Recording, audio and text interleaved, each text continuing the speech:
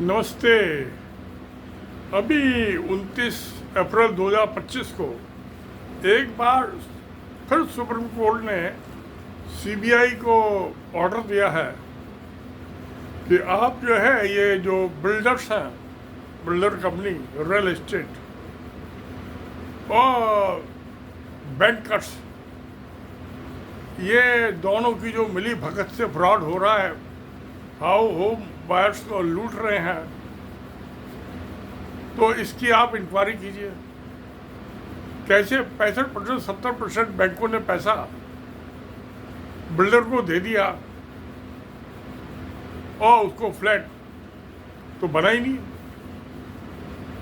इस मामले में ये सुप्रीम कोर्ट ने कई दफे यूनिट एक्ट, सबसे पहले आम्रपाली वाले मामले में 3 सुप्रीम जजेस की बेंच थी सुप्रीम कोर्ट की, उसने इस मामले को आता है इन बिल्डरों ने हिंदुस्तान से बाहर हवाले के थ्रू पैसा भेज दिया और वहां पे जमीन परचेज कर ली।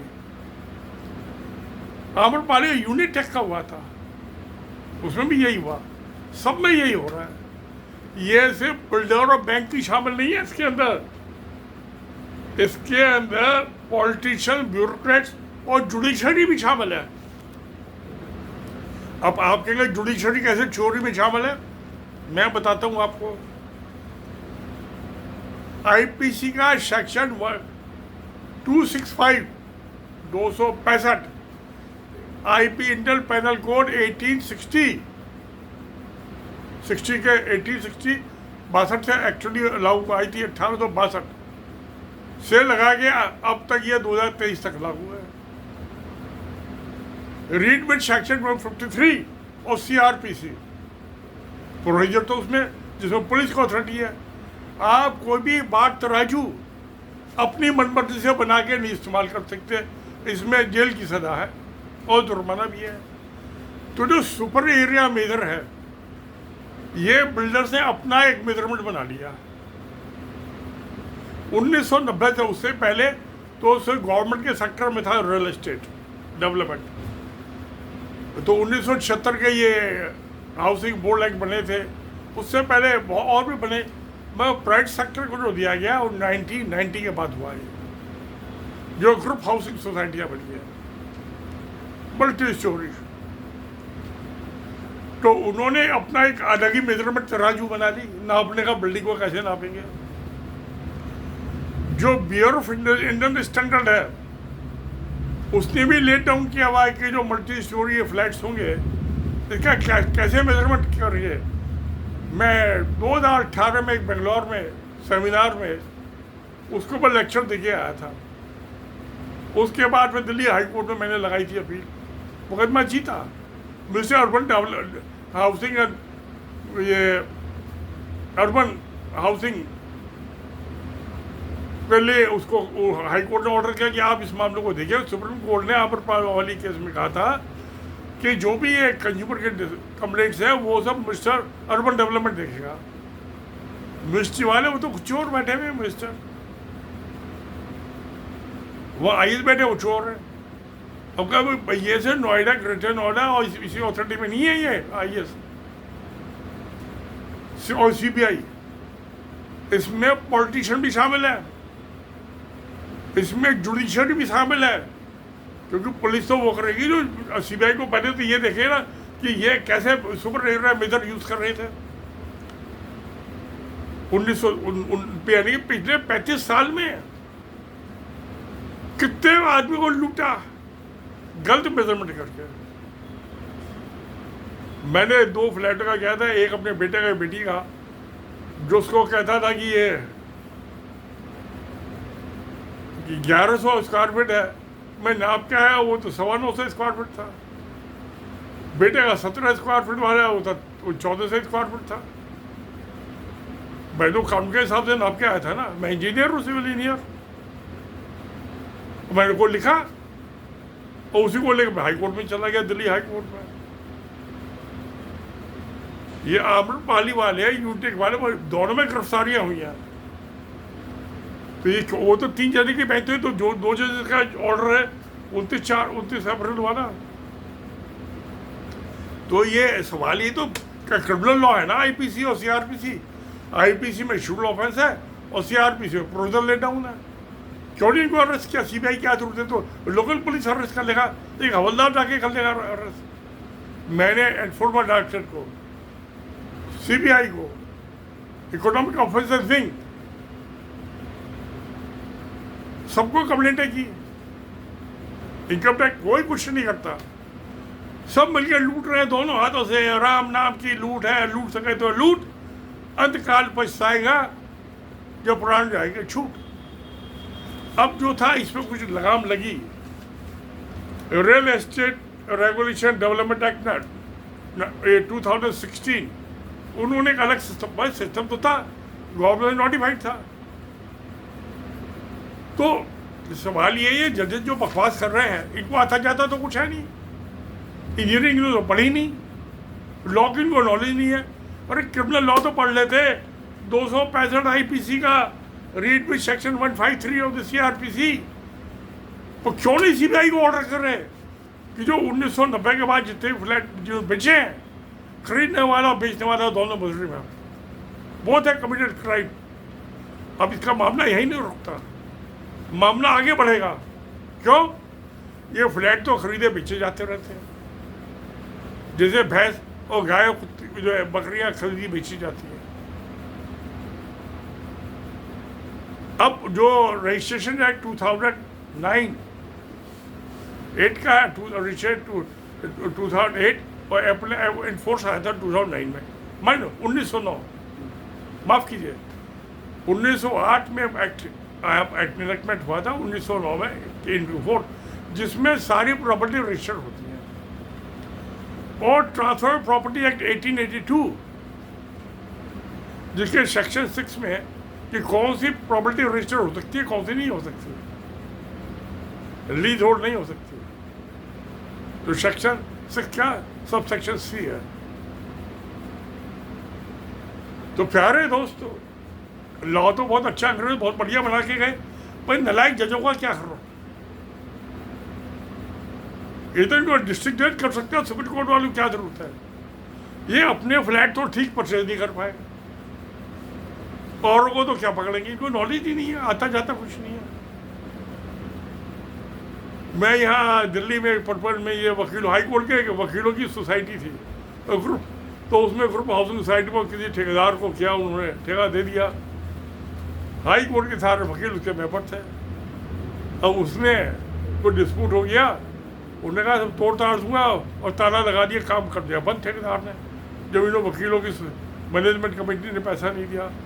तो वो मामले को सुलझाने के मुझे उन्होंने आर्बिट्रेटर अपॉइंट कर दिया।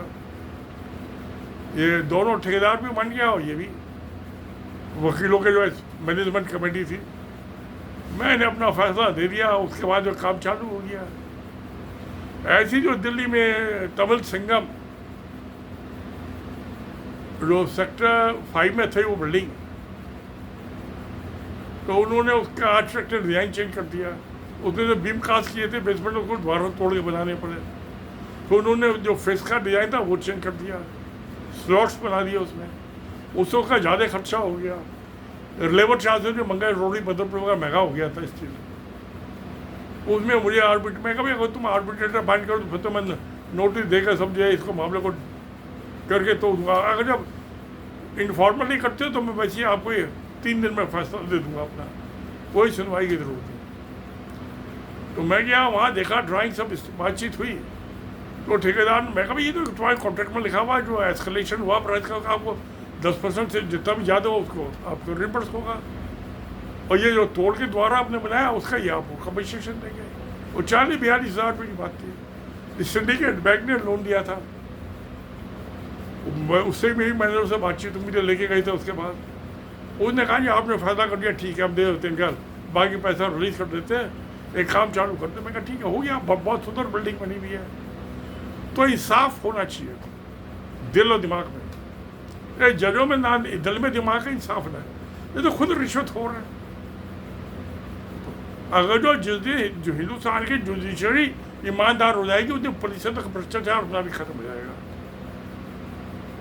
हिम्मत नहीं किसी पुलिस वाले के लिए पूछे भैया ये 265 आईपीसी में शेड्यूल ऑफेंस है, कैसे सुपर रजिस्ट्रार मेजर अडॉप्ट कर लिया? अब क्या है कि जो अब आप जो है वो कारपेट एरिया के हिसाब से करोगे 2016 के बाद, और उसमें और जो उसने 1990 में बेचा है दोनों में एरिया में डिफरेंस होगा, तो 15-20 बड़े 30% का भी डिफरेंस हो सकता है। तो आपको वो पिछली रजिस्ट्री कैंसिल करा के नई रजिस्ट्री करानी पड़ेगी। सेक्शन 21 है शायद उसका रजिस्ट्रेशन एक्ट 2009 का। अब उसमें तो जो ज़्यादा कम है उसमें एक्ट में लिखा हुआ है आपने ज़्यादा फीस दे दी, स्टैम्प ड्यूटी दे दी, रजिस्ट्रेशन चार्ज का कोई एडजस्टमेंट वो तो हो गया ख़त्म। तो जो आपने स्टैम्प ड्यूटी ज़्यादा दे दी आपको तो रिफंड हो जाएगा, तो एरिया तो कम है उसका, और जो आपने कम दिए तो आपको बैलेंस अमाउंट देना पड़ेगा, तो दोबारा रजिस्ट्री हो जाएगी। अब ये छोटे छोटे एलिमेंट्री लॉ हैं जो चौथी क्लास के बर्तन मांझी झाड़ू पोछा करने वाली उस लड़की से पूछ लो जो मेरी रोटी बनाती है। तो औरतों को बताइए, ये मर्दों को इतनी अकल नहीं है इनको जजेस को। रिश्वत के पैसे से खरीदिए ना फ्लैट, क्या करो प्यारे दोस्तों, क्या छोड़ दिया जाए, क्या पकड़ लिया जाए, किसको मारो किसको जिंदा रखो। ये भ्रष्टाचार का बोलबाला हो रहा है, इनको जजों को समझ नहीं है, इनके घमंड तो बहुत ज़्यादा है, वो तो सातवें आसमान पे है, आता जाता है, इनको लॉ की नॉलेज कुछ नहीं है। अरे किसी हीरो से सलाह ले लेते, इतना तो उसको भी पता होगा, वही ताली बजा कर आपको बता दे कौन से लाम आएगा, एरिया वो तो नाप के बता देगा इनको। जब मैं इंजीनियर हूँ, मैं गया दोनों का अपने असिस्टेंट को लेके और सब में नोट कर लाया, घर पे आके कल उसको लेटर लिख दिया, आके ईमेल कर दी। क्यों नहीं करता जज? मेरी तो समझ से बाहर है। लॉ लिखा हुआ है, 150 साल पुराना लॉ है। अरे कुछ तो अकल का इस्तेमाल कर लो, तुम्हारे बाबा के जमाने का ये लॉ है, नहीं करेंगे। कोर्ट में बैठ गया बादशाह है, धमकाते रहेंगे। अरे तुम्हारा काम धमकाना नहीं है, किसी को डांटना नहीं है, फटकारना नहीं है, तुम्हारा काम इंसाफ करना, ऑर्डर पास करना है। पर जिस दिन सरकारी अफसरों के खिलाफ एक्शन लेने लगेंगे ना, उन्हें पता है जज भी चोर है, पुलिस वालों को पता है, पॉलिटिशियन को पता है, वो इनको जजों को गिरफ्तार करा लेगा। इसलिए जज डरते हैं सरकारी अफसरों से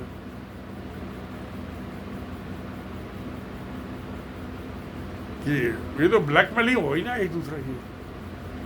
आम्रपाली वाले केस में बहुत अच्छा जजमेंट था, वो पहला जजमेंट था। ये आज 5 साल हो गए,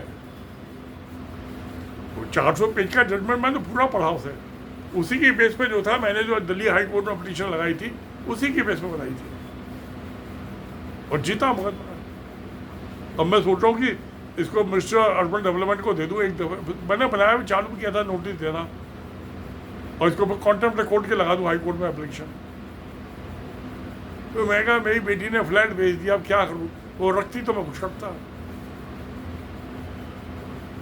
तो दोस्तों ये यहाँ तो आवा का आवाज़ खराब, हर शाख पर उल्लू बैठे हैं हिंदुस्तान में, चाहे पॉलिटिकल फील्ड हो, चाहे ब्यूरोक्रेट्स हो, चाहे जुडिशरी हो, चाहे बैंकर्स हैं, और बिल्डर तो हैं ही हैं, उन्हें पता है सारे उल्लू बैठे हैं, रिश्वतखोर चोर।